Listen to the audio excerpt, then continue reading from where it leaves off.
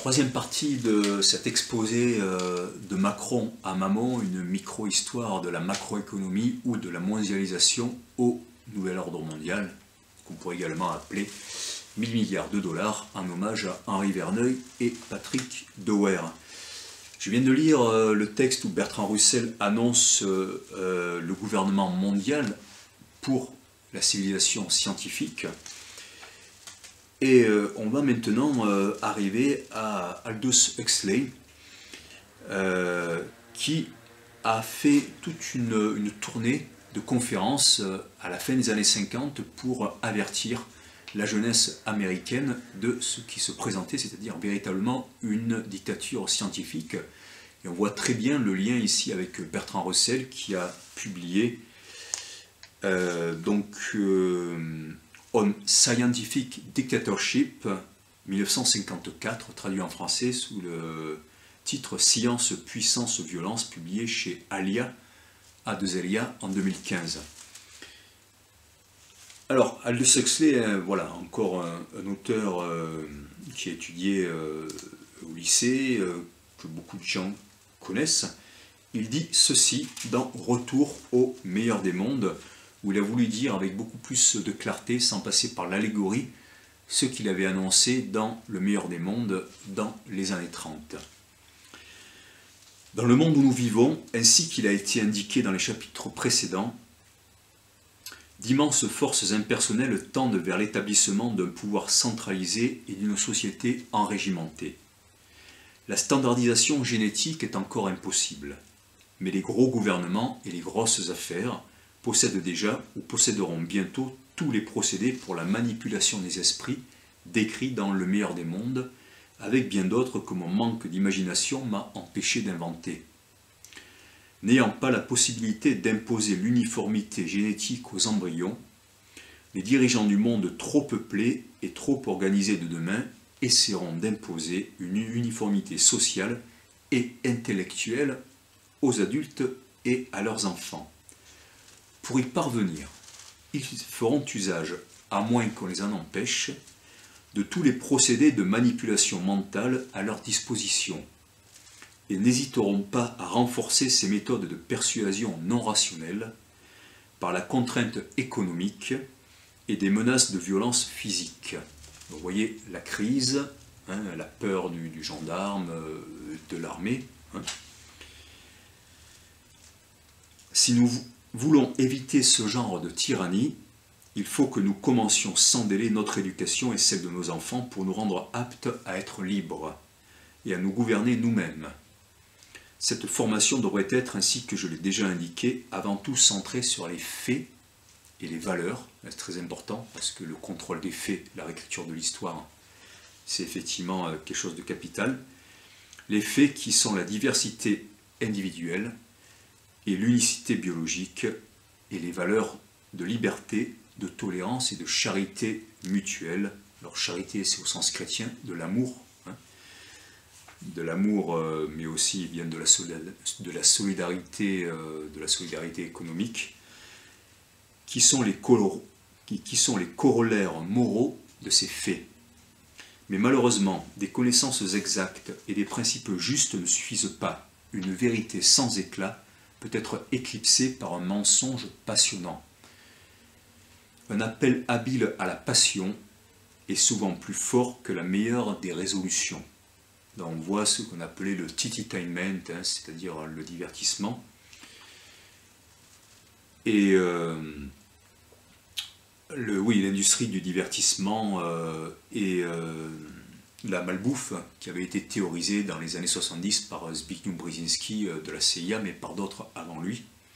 On a vu le texte de Russell sur des régimes, des injonctions et des injections. Ça faisait allusion déjà aux vaccins ou aux choses qui affaiblissent les individus. Ou des piqûres pour les gens qu'on peut considérer comme mentalement déviants. Les effets d'une propagande mensongère et pernicieuse ne peuvent être neutralisés par une solide préparation à l'art d'analyser ces méthodes et de percer à jour ces sophismes. Propaganda, là il faisait sans doute allusion parce que le terme est apparu en fait dans les années 20 ou 30, je ne sais plus, avec un livre de Edward Bernays, qui était le neveu de Freud et qui a servi de bréviaire à la manipulation mentale des États-Unis, mais aussi de Goebbels à partir des années 20-30, et qui était la façon de manipuler les gens en fonction de leur psychologie. C'est pas pour rien que Bernays était le neveu de Freud. Il est mort il n'y a pas si longtemps que ça, à un âge très avancé. Par le passé, libres penseurs et révolutionnaires étaient souvent les produits de l'éducation la plus pieusement orthodoxe, et il n'y avait là rien de surprenant. Les méthodes employées par les éducateurs classiques étaient et sont encore extrêmement inefficaces. On pense à ceux qui se sont révoltés contre la religion ou contre leur propre classe, après y avoir pourtant subi une éducation extrêmement stricte. Les méthodes, sous la férule d'un dictateur scientifique, l'éducation produira vraiment les effets voulus. Et il en résultera que la plupart des hommes et des femmes en arriveront à aimer leur servitude sans jamais songer à la révolution. Il semble qu'il n'y ait aucune raison valable pour qu'une dictature parfaitement scientifique soit jamais renversée. En attendant, il reste encore quelques libertés dans le monde. Il est vrai que beaucoup de jeunes n'ont pas l'air de l'apprécier, mais un certain nombre d'entre nous croient encore que sans elle, les humains ne peuvent pas devenir pleinement humains, et qu'elle a donc une irremplaçable valeur. Peut-être les forces qui la menacent sont-elles trop puissantes pour que l'on puisse leur résister très longtemps. C'est encore et toujours notre devoir de faire tout ce qui est en notre pouvoir pour nous opposer à elle. Alors quand Aldous Huxley parle de révolution, c'était pas un violent, il disait simplement s'opposer à ces dictatures et faire en sorte qu'il y ait un régime politique démocratique qui soit vraiment au service du plus grand nombre pour son avancée à tous les niveaux, que ce soit la culture, le progrès moral et bien sûr une économie qui fonctionne bien, mais avec toujours comme base de cela le respect de la terre, de la nature et des humains, et ça entraîne tout le reste, et si on prend cette base-là, il n'est pas possible de faire quelque chose de mauvais. Alors, Aldous Huxley, c'était quelqu'un qui faisait partie d'une famille célèbre, c'est-à-dire qu'on a par exemple le propre frère d'Aldous Huxley, Julian Huxley. C'était un eugéniste humaniste qui désirait sincèrement réduire les inégalités par l'amélioration de la santé mondiale. Il inventa le mot transhumanisme pour remplacer eugénisme suite aux excès nazis.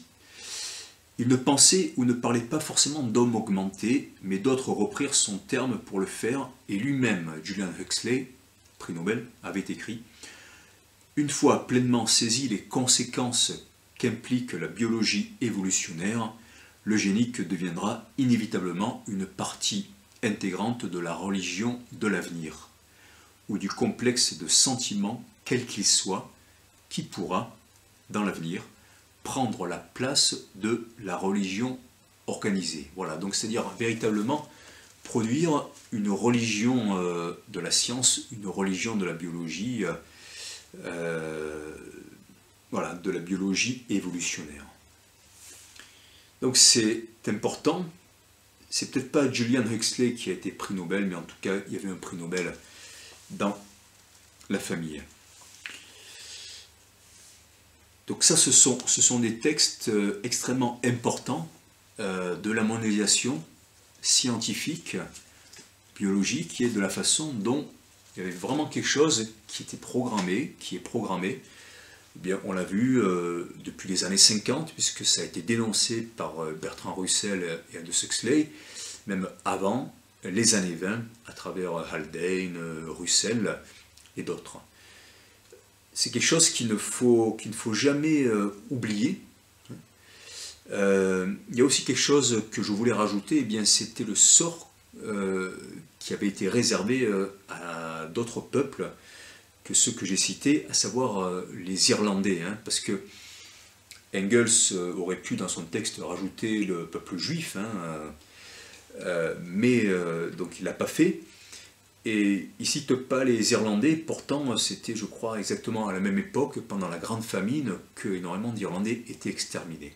Voilà. On y revient tout de suite, mais ça fait vraiment partie de cette idée-là que le monde doit appartenir à certains, et pas d'autres, c'est-à-dire des peuples qui ont été élus soit par la nature, soit par leurs propres actes, soit par Dieu, mais en tout cas c'est vraiment quelque chose qu'on va retrouver systématiquement.